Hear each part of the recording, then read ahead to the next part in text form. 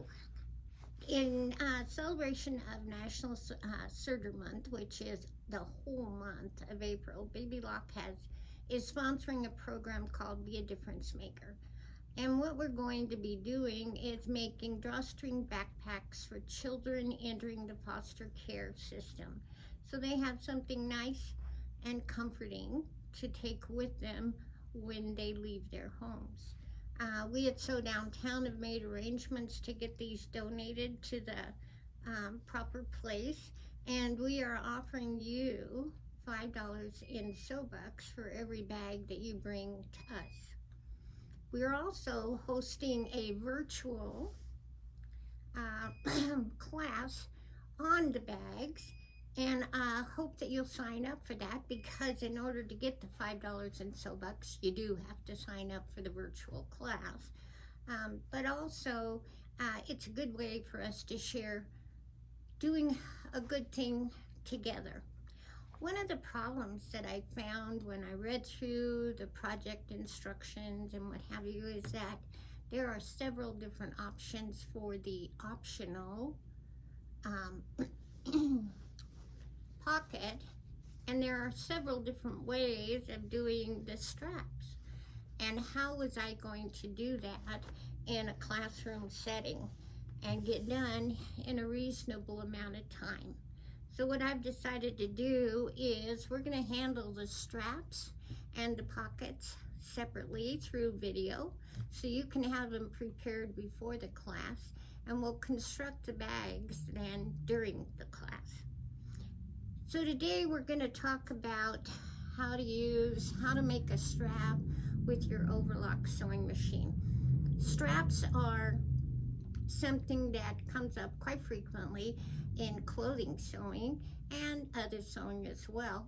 And so knowing how to do it with your serger is a good technique to know. Not always do you need straps this long. In fact, most of the time you don't. But this will give us a good long opportunity to figure the process out. So I have figured out that I can get enough straps to make enough fabric strips to make a strap that will fit either the large bag or the small bag out of a fat quarter of fabric. It is a good idea to cut these strips on the bias because that stretch that we get from the bias is going to help us when it comes time to turn them. So the first thing we're going to do is make a tube. Our tube, I want it to be about a 1/2 inch wide when it's done, and I want the seam allowance to pretty much fill the tube. That'll help give the tube some substance, and in my mind makes it stronger. I have no idea if it does or not, but in my mind it does. And so I'm going to show you how I was able to get enough strips out of a fat quarter to make about 190 inches of strapping. So normally we would take a corner of the fabric, fold it over, cut the fold, and then start cutting our strips. But as you can see, if we did that, we waste this whole big triangle, plus we wouldn't get very many strips. So what I have done is I've decided that I want to, I've just figured out what I want my shortest strip to be. I don't want a bunch of little tiny 5-inch strips, but I can absolutely live with a 13-inch. So I've lined my 45-degree angle up with the bottom line of the fat quarter, and I am just going to cut it there. And then I can start cutting my strips. To figure out how wide I needed my strips, I'm going to set my machine up for a 7.5 millimeter wide overlock. So that means I'm going to use my left overlock needle, and I'm going to set it as wide as it can go. 7.5 millimeters is about 3/8 of an inch, and so that's going to do a pretty good job of filling up that 1/2 inch tube. So I need a 1/2 inch for the tube. I need 3/8 inch for the seam allowance. I need to take that times 2 because I'm going to fold this in half to sew a tube. So 3/8 plus a 1/2 inch equals 7/8 of an inch. That times 2 is 1 3/4 inches. So that's how wide I'm going to cut my strips. And I am not going to cut them all today, just a couple. So, one thing that you'll notice right away is that my strips have opposing angles. If we had folded up the corner, these 2 angles would be going in the same direction. But because we cut with this side and this side rather than this side and this side, we have opposing angles. That's not a problem because I can match up these 2 angles, or I can match up these 2 angles. Now if I cut enough strips out of this, I'm going to end up with about the same number of opposing angle strips as I am with the regular angles. So I match those up at the cutting table by just figuring out which ones go together. I pin them, and then when I get to the sewing machine, I can quickly sew these together and chain stitch them, and I'm not fumbling through stacks of strips trying to find the right angle. I have it already determined. So now we will go to the sewing machine. Yeah. So we're at the serger now, not the sewing machine, the serger. And you'll notice that I didn't trim off my selvages. I'm gonna let the serger do that for me. I have it set up for 3-thread overlock. I have it at its widest position, which is 7.5, and I have my left needle in. I wouldn't normally do this in green thread, but as we're so used to hearing on these kinds of videos, I did that so you could see it. So I have my clear foot on, and I took a Sharpie, and those notches that I was telling you about that Baby Lock puts on all of their feet, I actually hit those with the Sharpie so I could see them better, and maybe you could see them better, and I can, and I am planning on leaving those on there because they're really helpful. So I know that this is the needle I'm using. I'm lining it up with the little V, and I am going to sew. Now that moved a little bit, so let's get that back in. I wish I had my knee lift. All right.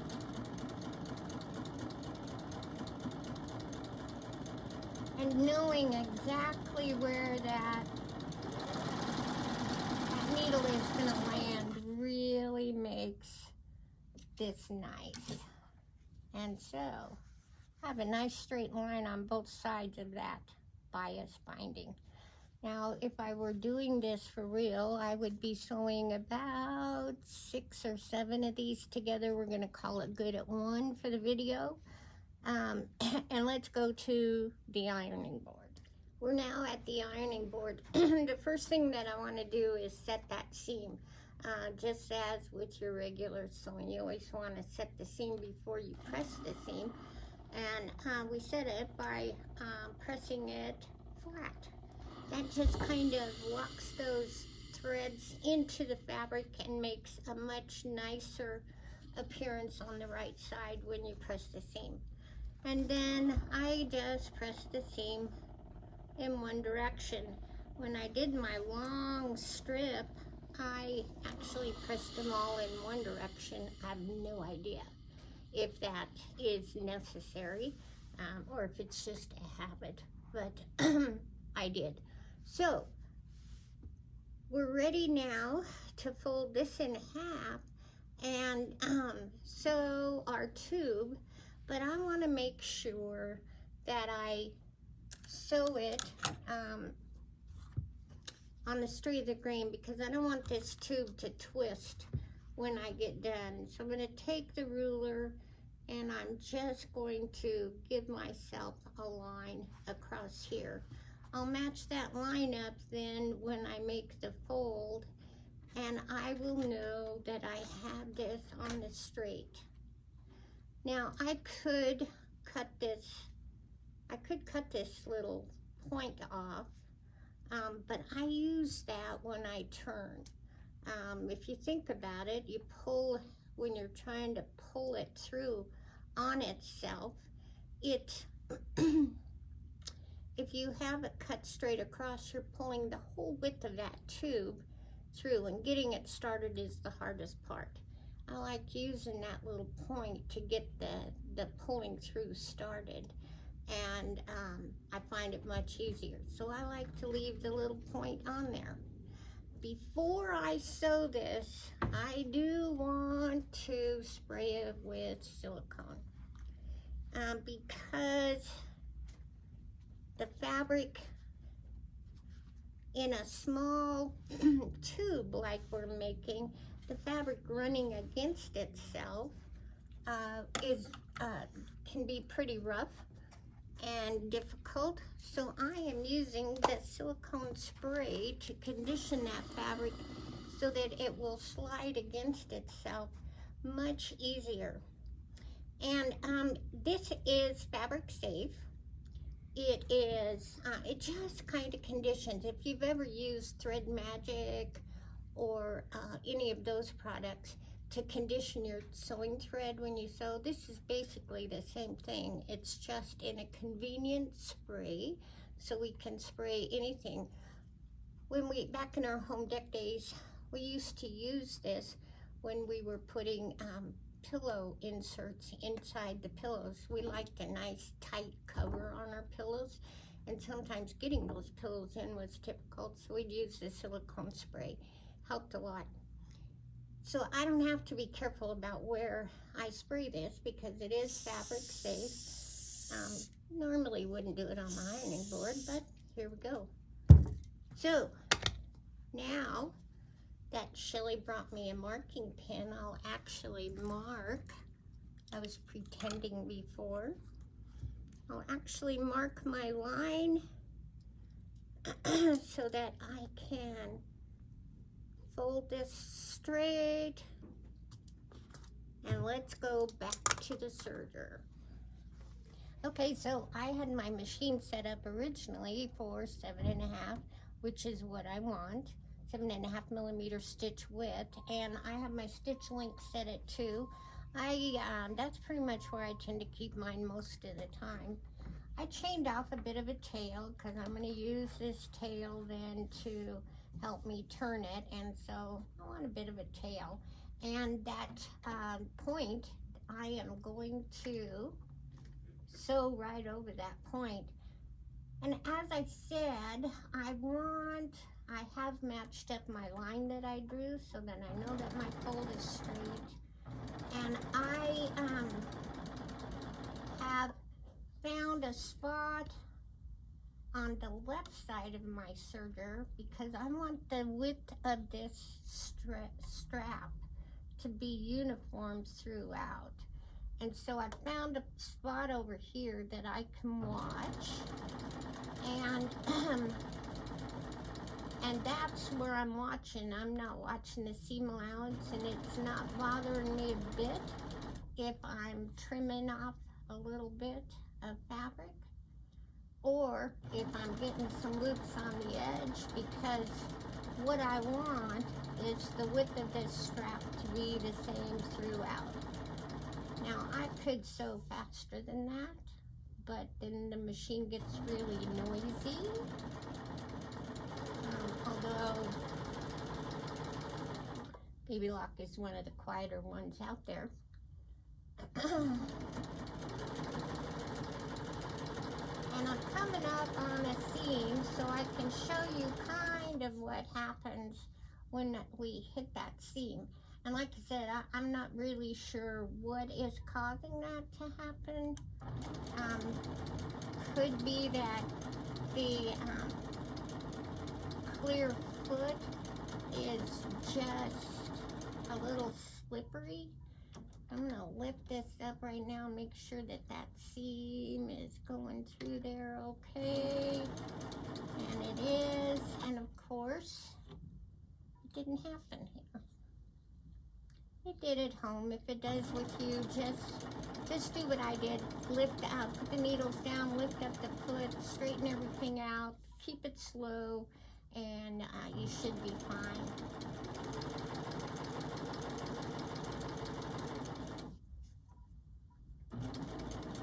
So for this demonstration, we're not doing the 190 inches because I'm sure you have other things you would like to do today too.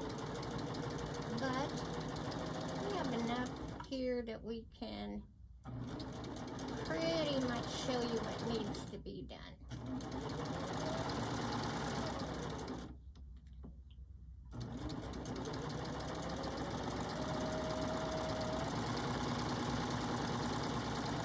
If you were going to do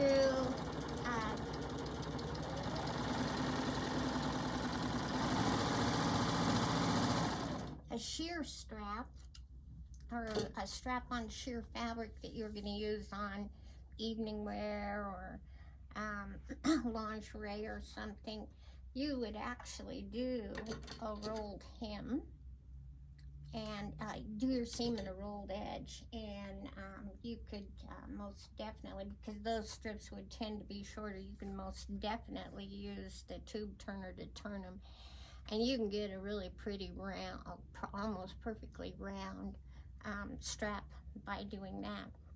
Okay, now we're ready to turn. So now this would be a good time to get out the snacks and something to drink. Get yourself in a comfortable chair because it's time to turn. Now, as I said, we didn't make the full 190 inches, but we made one long enough that I think you'll get the idea. So I'm going to take this thread chain that I've left, and I am going to thread the needle with it. Should put my glasses on.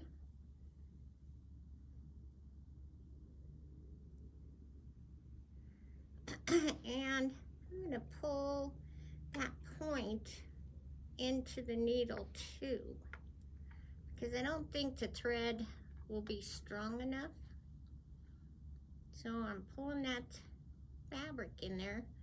Now I'm going to try to do that again. I'm going to pull a little bit of that fabric out so I have some eye left. And let's do that again. So I'm just putting this thread through there twice, kind of making a knot. So I should put my glasses on. There we go. And I'm going to pull it tight and maybe get some of that fabric through there twice as well. So now I have this upholstery needle. I'll thread it up and I'm going to take it through first. I saw all kinds of things on the internet. There was somebody who used a straw. Okay, I've already come unthreaded. So let's pull that out.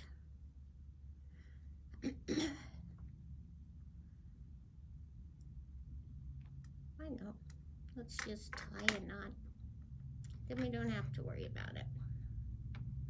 That little point gives you a nice narrow piece of fabric to start out with, so that you're not trying to pull the full width of that strap through at the very beginning. Always getting started is the hardest part.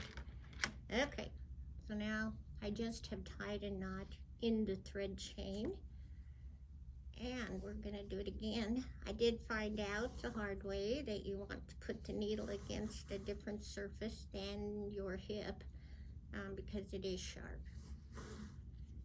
So this is going just quite nicely. If you get too much built up, it gets tough to turn. So when in my impatience I do that, I just pull some of those gathers back, and then just try to remember to pull up some gathers and pull it through. Pull up some gathers, pull it through. Coming up on a seam here pretty soon. They're always a little tricky, a little more difficult.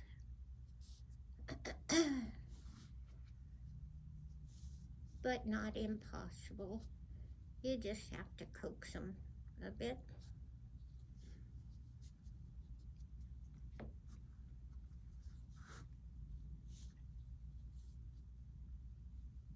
And there, it's almost through.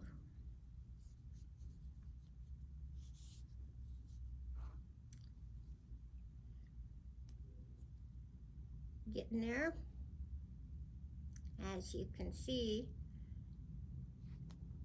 because I only had 2 strips, I've already got my needle out the other end.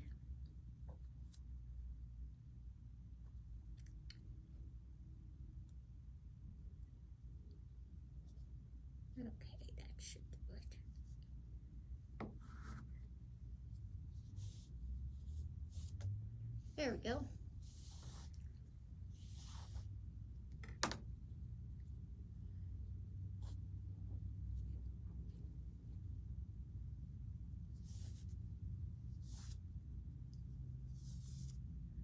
So now we have a nice 1/2 inch wide strap. I'll take this to the ironing board and press it, and it doesn't seem to want to be wanting to twist, which was what I had hoped for. And where the seam is, it's laying pretty good too. That seam allowance will help you press this nice and flat, and it's filling up nicely, and there you go.